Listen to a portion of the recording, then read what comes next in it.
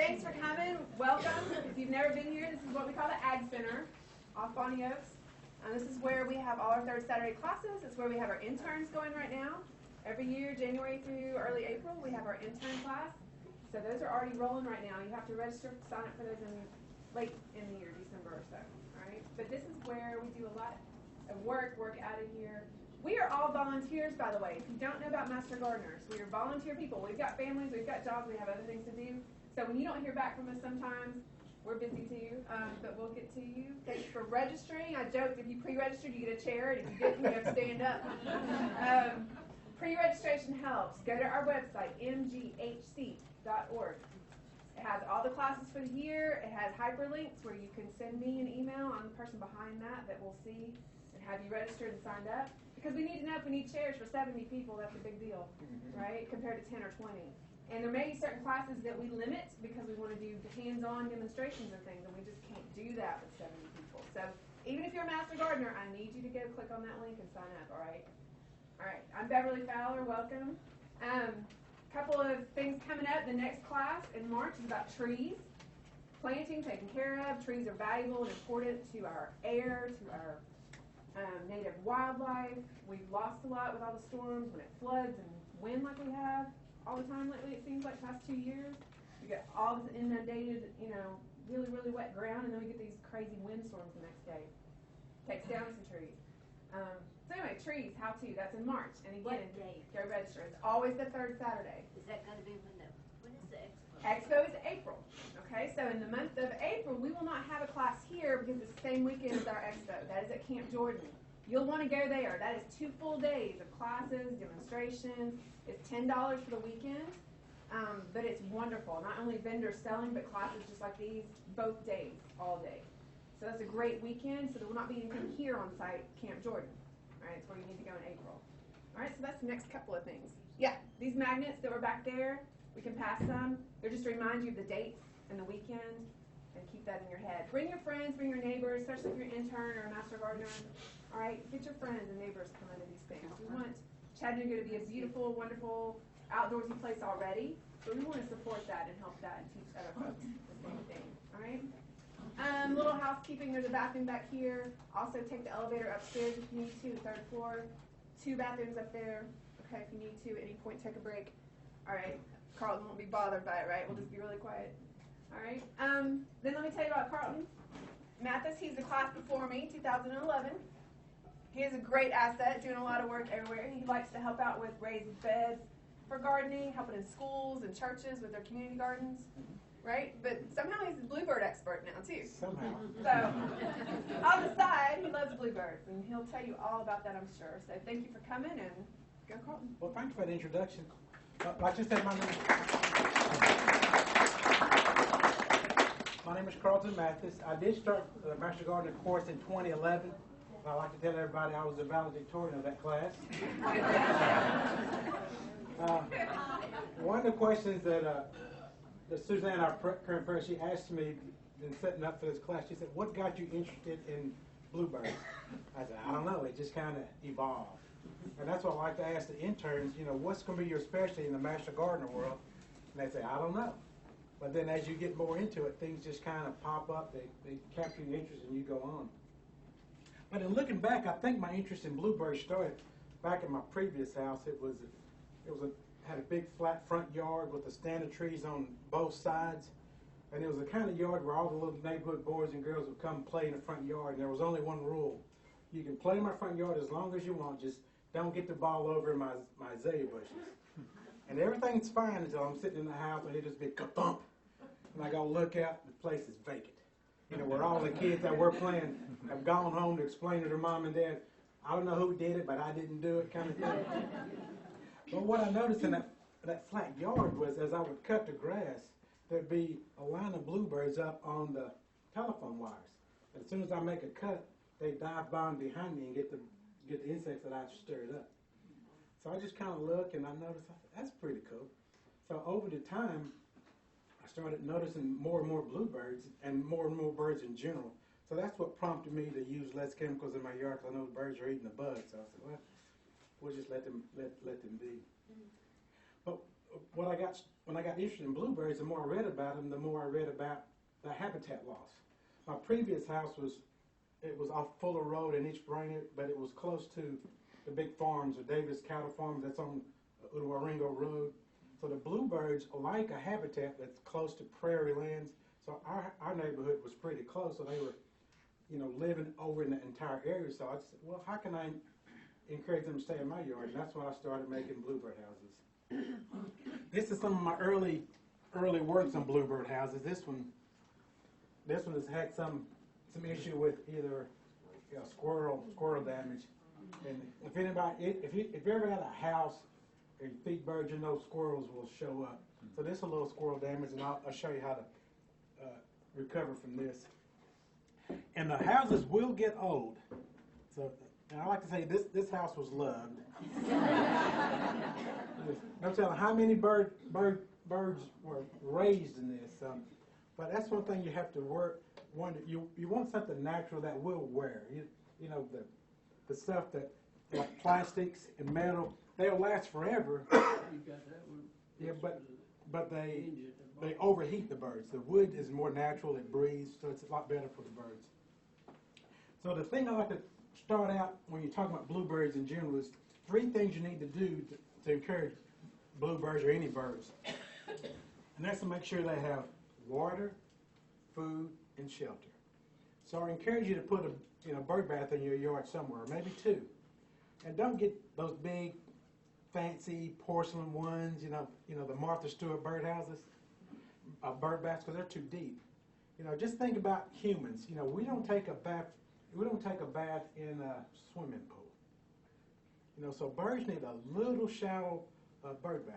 And what I recommend is they're usually concrete. They're about 2.5, 3 feet in diameter, and about that. They're real shallow. You think that's not enough water to make give the birds a bird bath, but just think those little legs, they can't stand too much water.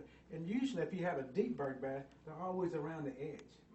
But if you get one of those nice, shallow concrete ones, they'll be all over the bird bath. And another point of having the shallow water in the bird bath is that it will force you to replace the water regularly. Get your big stiff brush, swish it out, and keep the water changed out so the birds will come to it. And if you put a bird bath in your yard, you'll notice all kind of birds will take baths there. In my other house, my wife and I used to watch and see the hierarchy of birds when it comes to a bird bath.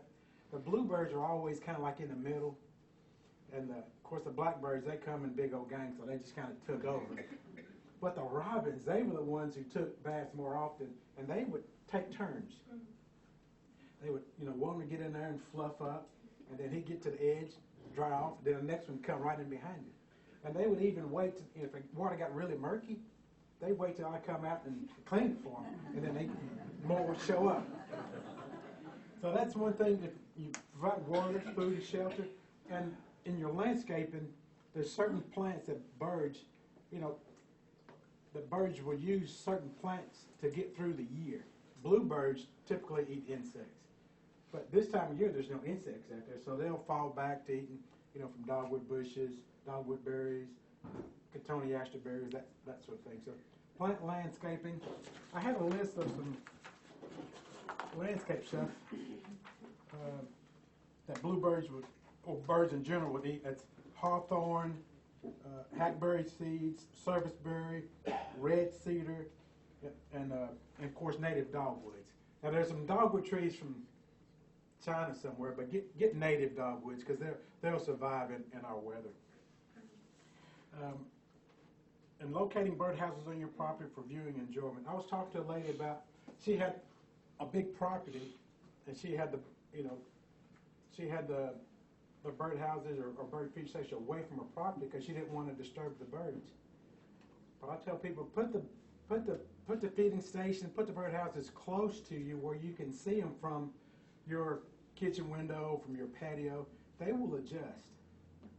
I had a birdhouse at the top of my steps on our deck going down, me and the 90-pound Great Pyrenees, coming and going in the steps. And the birds lived in it. They made a nest in that birdhouse, and it did quite well. The bluebird nest. And we've also had, chickadees in there, but that's a whole other story. But I want to emphasize the bird bath, because all the birds will love the bird bath, and that's one of the things that will attract them to your yard. And they may come to your yard and leave, but at least they'll stay around.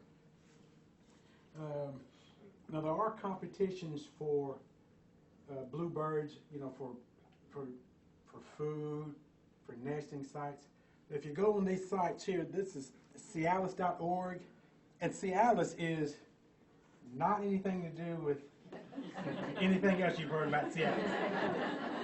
Cialis, that's the scientific name for bluebirds, is Cialis. So Cialis.org is a good source, and North American Bluebird Society.org. Those two websites will give you more information you'll ever need in order to get started on bluebirds and to continue on bluebirds. And so what I like to tell people in any talk I do is, no matter what you want to do, the most important thing to do is to start.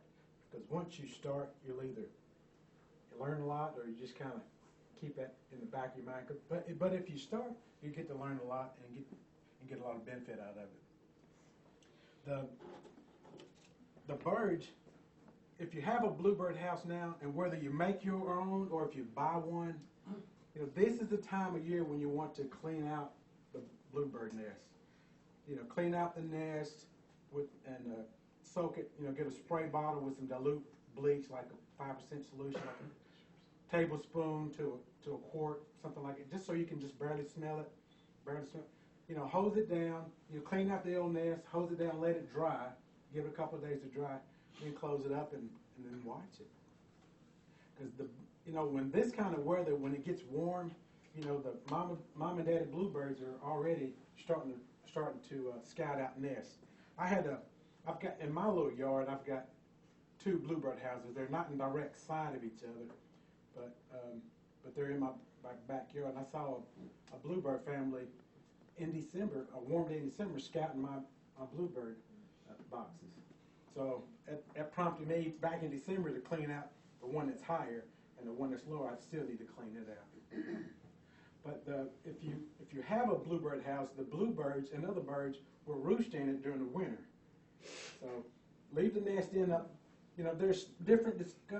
Some sites say to clean out the bluebird nest, the house nest after each brood has gone through.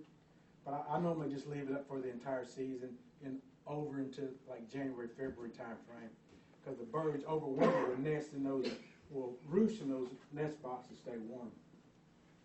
And it's not unusual I know on the Cialis website they mention things that will get in your bluebird house, things like little mice, and I read that for years until I had one in my bluebird house, and it was quite startling, because I've got one nest. I had a DirecTV, and we got rid of DirecTV, and they didn't come get their pole. So I took the dish off, and I put a bluebird house on the DirecTV. It's perfect height, about 5 feet high, about 5, yeah. And but where the mouse was in a lower. I got one on the lower on the hill. That's a sunny hill. But I opened the box, and there's these 2 little beady eyes there. So, but that was my fault that the mouse got in there, because on the lower one I had taken a 2x2 wood post, pounded it in the ground and screwed the house onto that. Well, that was a perfect avenue for the mouse to come up and make a home. So I evicted him, cleaned it out, and I haven't had any problems since. But I've read that if the mice learn that you have that they can find a place like it, they'll come back year after year. So that's one of the reasons why I've gone to the post system that most websites recommend, because it's hard for the mice to get up in the poles. But I was talking about predators. In addition to squirrels, chewing holes in your bird houses. I don't know why squirrels do that. I don't know what they get in there, but I do have a story of my sister-in-law who lived in Atlanta. She followed all the recommendations that I've given you, where she put the house where she could see it. It was right there in front of her kitchen where she was washing dishes. But her house, she had a privacy fence, so her bluebird house was attached to a fence. So she was taking care of dishes after breakfast or whatever, and she looked out and she saw this little chipmunk come. She said, "Oh, that's so cute." The chipmunk went along the top of the fence, jumped on the bluebird house, went in the bluebird house, and came out with a nestling. Oh. And she was crushed. And I said, chipmunks got to eat too. That's just a circle of life. And I don't call a chipmunk a predator. They're just doing what they're going to do. But that sort of thing can happen. One of our master gardeners, she lives in East Brainerd, and she tells a story of her having a snake in her nesting box when she looked in it. So, and she, being a master gardener, she didn't dispatch the snake like most people do. She got her husband, and they threw him out in the woods. But the bluebird houses, they don't need to be real high. They just need to be about 5 feet. Because if you read these websites, one thing you'll find is they want you to monitor them. They want you to check in on them, look at them, and see what's going on in your bluebird house. Because the mama bluebird will make at least two, they call them two broods or two groups of families every year. In mine, I've seen at least 3. But I'm doing research now to figure out how to get a camera on my boxes. I think that'd be pretty cool. But there's an urban myth that if you disturb the nest, that the mama won't come back. If you disturb the nest, mama will be around somewhere. She'll notice you, but she'll come back. She'll come back to her nest. She'll take care of it. And when you get where do you get your bluebird house? I recommend ones that open down like this, because if you get one that open out, if you're trying to inspect birds and they're kind of about ready to fledge, if you open it up like this, they could scare them and come out. But if you open it like this, they won't get up, won't get away from you. You don't want them to get off the nest too soon. But you need to inspect it, because there's one thing that I saw. My neighbor next door, I gave them a bird house. They got 2 little girls, but they're not bird watching people. He just said, "Okay, thanks." And we put it up. So I said, he's from South Korea. I said, "Hon, have you checked your bluebird house?" He said, "Nope." So we go check it, and if you look at a nest, let's see, one of these has a nest in it. I think it's this guy. But this nest has been, this nest is just a jumble of stuff. You can see what's normally in the nest. This one has leaves in it, has some moss. You see pine needles. But this is a nest that's about 3 or 4 years old. It's kind of dry, so it's leaving stuff everywhere. Please just tell us It's what's in the nest. And what you find is, if you look at a nest, it looks just like something that's in a compost pile. So when we looked at Hans' bird house, we hadn't checked it for a year or so, and though that all that wood stuff had gotten wet, and it started composting, and it had carpenter ants in it. So it's what? Carpenter ants. So that's not good. And Mama Bluebird won't put a nest there, so that's why it's important to clean it out. So we dispatched those carpenter ants, and they were real aggressive. They got all over us, because we were.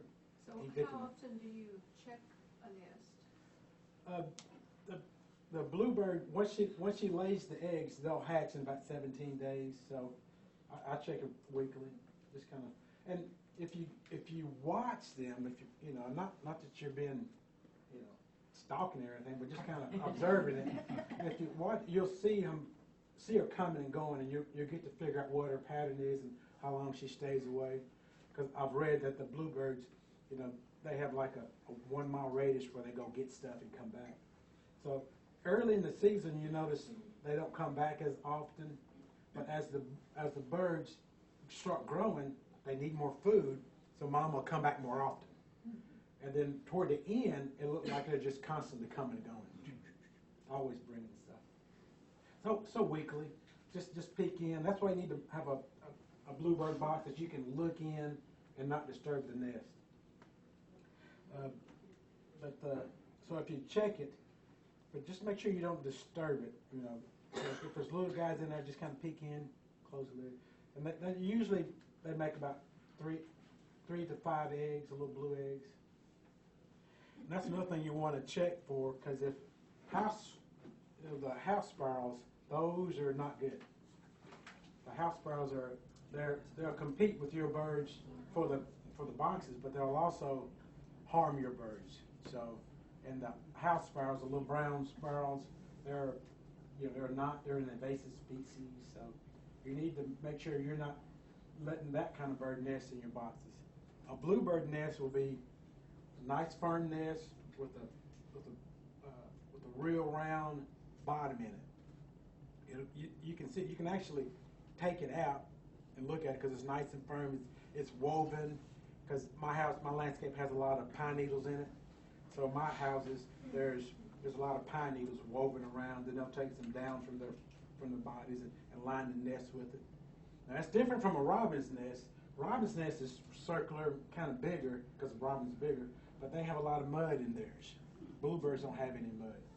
A house sparrow, their nests are really loose. They kind of look like this nest. It's just a mess of a nest.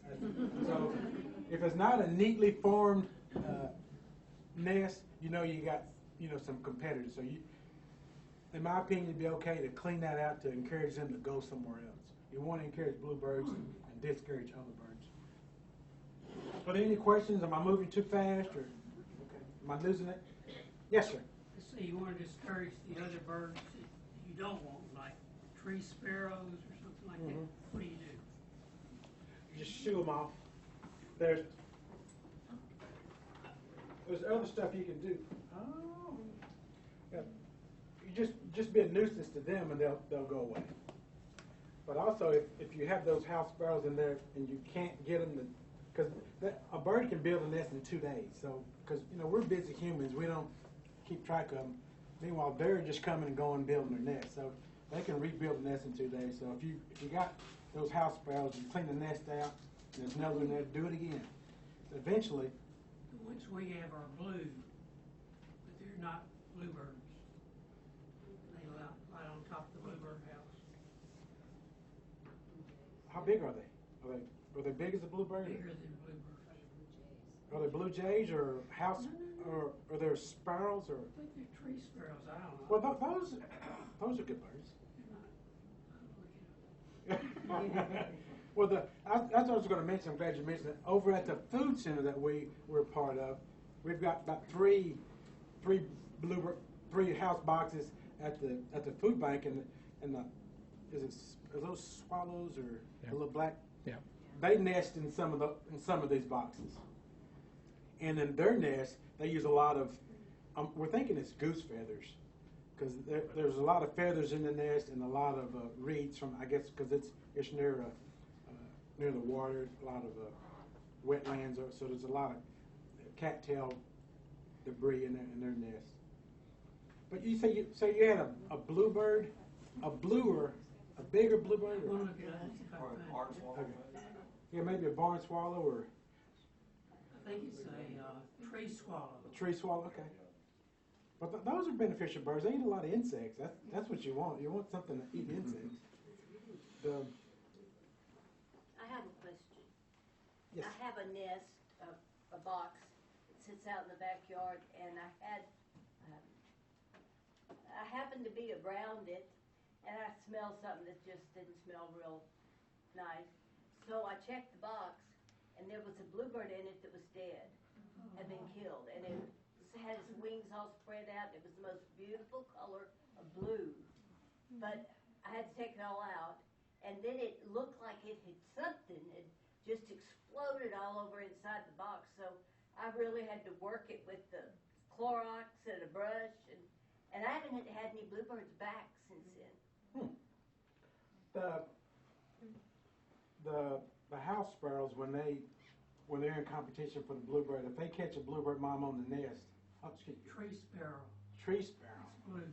Is it really?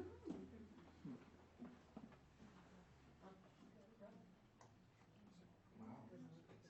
And what part have you in? Well, And we're right next to a cow pasture. and are they in your bluebird house? I don't know if they go inside, but they flat on top. Okay. And we said, oh, look at that bluebird. And we looked at it closer. Wow. I think you're okay, love. But to finish your question, the house sparrows, if the mom's on the nest, she's trapped, and you know she will fight, but the house sparrow will have an advantage of it because he can poke her in the top of the head. And so what you've seen is the evidence of predation from the house sparrows. A way to get around that, if you have a box, is to put another hole in the box. Okay. The same hole, put another hole in the box, so if the sparrow comes here, mom can get out, and then it's on. If she can get out, she can defend the nest. But if she's on the nest, she can't get her little wings up to fight back. But fight she will. Once she gets Should out, I move that house? you should move it. The house sparrows, if you have your house near a stand of trees or bushes, they'll come out from the bushes. The house sparrows don't like the wide open spaces. The bluebirds like the wide open spaces. So if you can move it to where that you have more pasture land and more yard in front of the house, that would discourage the wren. But you know, instead of moving it, put up another, and then watching to see, you know, who stays where. My wife, and I get your question in a second. My wife and I, that's my wife, by the way. I told her I was going to be in a room with 6 other people. She said, oh, get out of here. Thanks. But we watched in the Bluebird house that I have on the in a direct TV pole. We watched a mama bluebird and a chickadee. It was early in the spring, and they were both scouting the same neighborhood.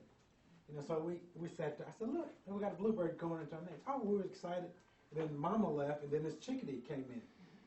I said, ooh, a little drama here. So the chickadee went in and checked it out, and she was happy. Then bluebird came back, ran her off. And then the chickadee came back, ran the bluebird off.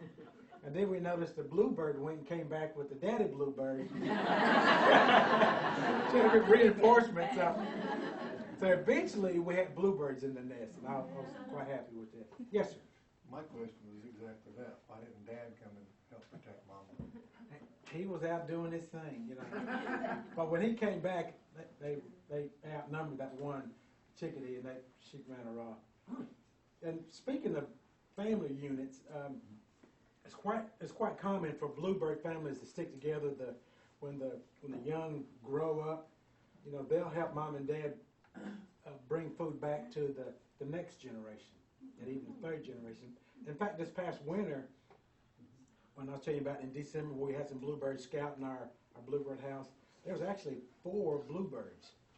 A bright blue one, which was the daddy, a pale blue one, kind of slender one, which was the mama, and then some juveniles. And you can tell the juveniles because they're the same color, but they're just a little fluffier, a little bigger. But they're bigger than mom and dad, but they are definitely juveniles. But they come in family groups, and eventually the juveniles will establish their own family. But, Can you put a bluebird box in where you're feeding other birds? I would not do that because of all the commotion. I'd separate them. Having said that, though, my bluebird box is maybe about 15 feet from where I feed one, but you know it's kind of down the hill, and so it's not really too disruptive. You know, I wouldn't put a bluebird house on the feeding pole with the seed and all that. But in the same general area, they'll learn to they'll get their boundaries. Yes. How much room does each bluebird box need? So if you have a small yard, I mean, obviously you don't want to put 20 bluebird boxes. You don't want to put 20. The bluebird. 15. Maybe 15. Yeah. So how far apart should According to these websites, and they're the experts, they should be 100 yards apart. And a lot of these websites, if you read further, they talk about having bluebird trails, and that's, I mean, not 100 feet, 100 yards apart, which is a football field. Yeah. I mean, I don't know how blessed you are, but you know, yeah.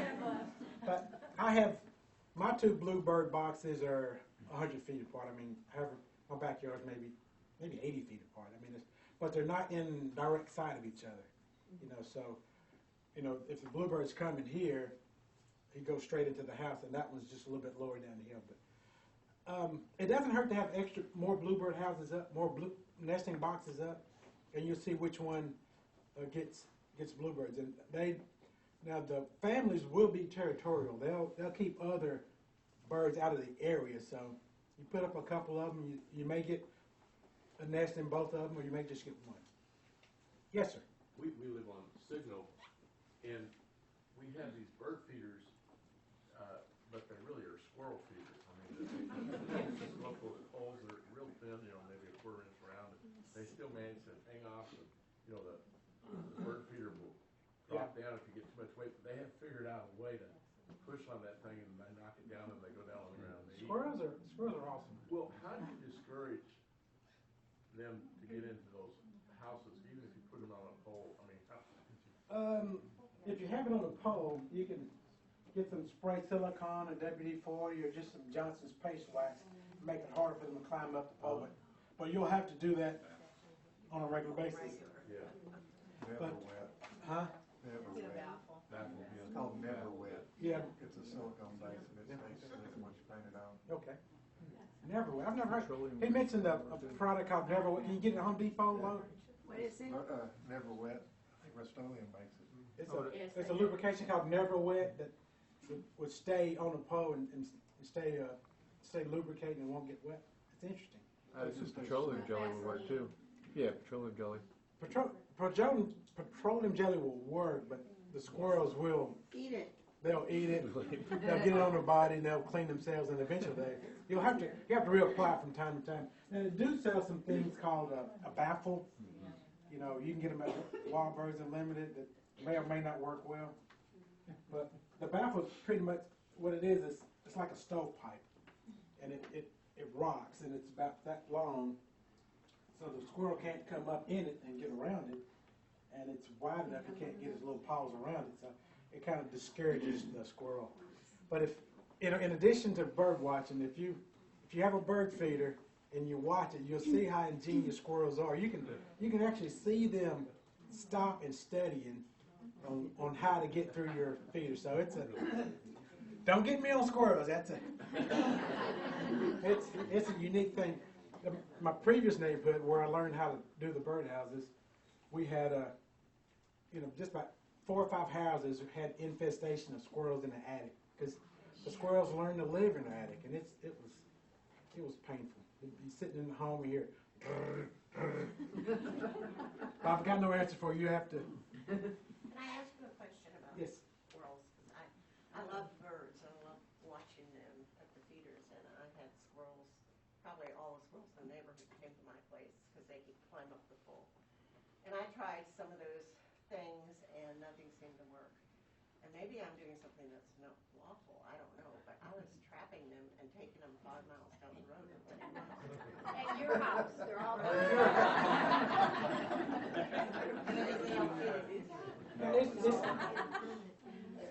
It's okay to trap them and relocate them, but squirrels they'll come back. I mean I don't 5 miles? Get yourself a fast dog. I don't know. It's about the only journey. But you can get a squirrel-proof feeder. Have you ever been to Wild Birds Unlimited? If you go there, they sell it's got a trap door that will stop the squirrels from eating there, or you can change the seed. There's a white seed that the birds love. Safflower seeds. The birds love safflower seeds, but the squirrels don't. So if they come and get safflower seeds, they won't come back for a while. But they'll check periodically. Once they have a food source, they'll keep coming back. And I've also read you can put cayenne pepper in with the seed because the cayenne pepper does not hurt the birds, but it gives squirrels fits. So if you see them go get some cayenne pepper, then you see the squirrels on your bird bath, you know why. He's getting a sip of water. Yes, sir. Carter, my son made me some combs out of sheet metal, and I put those underneath my feeder, and the squirrels don't even come. When they come up, they can't go anyplace. Yeah, the cones, and on these websites, they'll mention how to make the cones or baffle he's talking about. And you make a cone, and squirrels can't reach around it, and they can't go up the middle of it. So they work pretty well, but you. Because you gotta make sure they can't jump above it. Yeah, squirrels. Well, yeah, I've got a statue that's 5 feet away from my feeder pole, and I thought that was enough. But my wife and I was watching the squirrels. He got up on the statue and he sit there for a while. And I promise you, he was calculating. I thought I mean, watch him jump, and he jumped from the statue. He didn't jump to the pole. He jumped up and just kind of floated down on the pole. So the 5 feet wasn't enough. I need to go about 10 feet. Because he can, 5 feet's easy for him. But squirrels are a problem. You can spend a lot of money buying squirrel-proof gadgets, and you'll be successful for a while. So that's all. Yes, sir. I trapped a squirrel and I carried him about 3 miles away from home, and I put him out, and the mail carrier observed me and recognized me, and I got a postcard from the squirrel.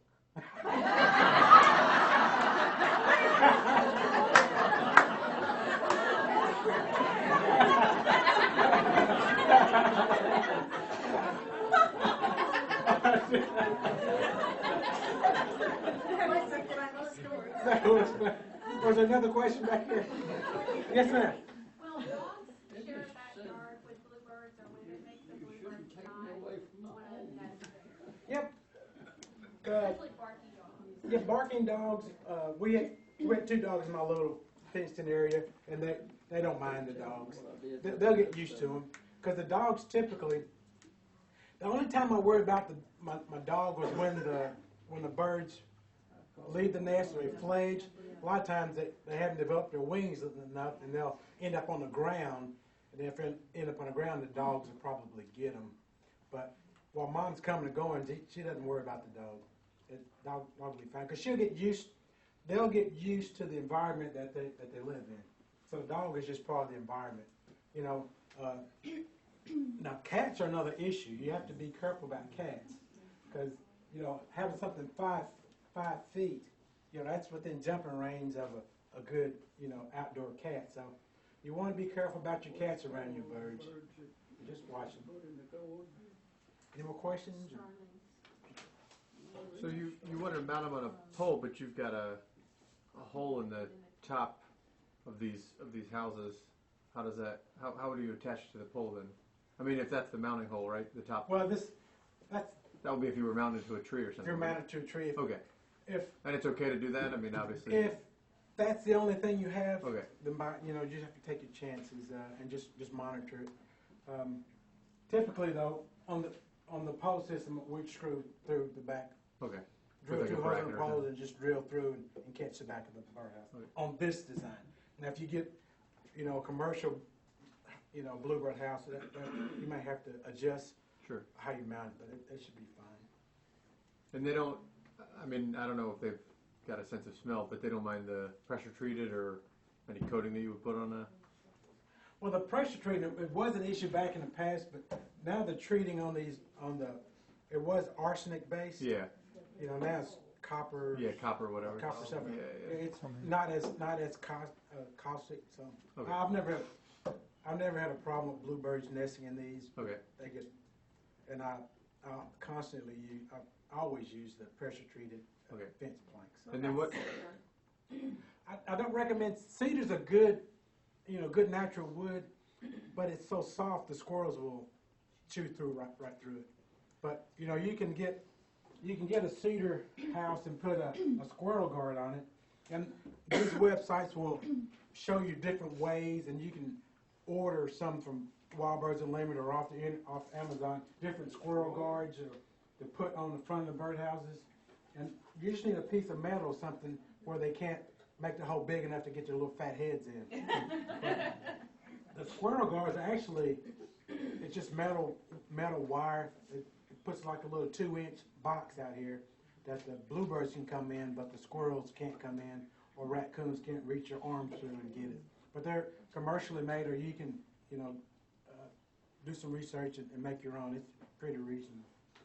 What about that when you got there? Is that good for keep squirrels from getting in? Yes. I think I had another one. But this one was a retrofit. This actual house, you notice the wood is nice and brown except for the roof and the front door. So I replaced that. And actually what I tell people is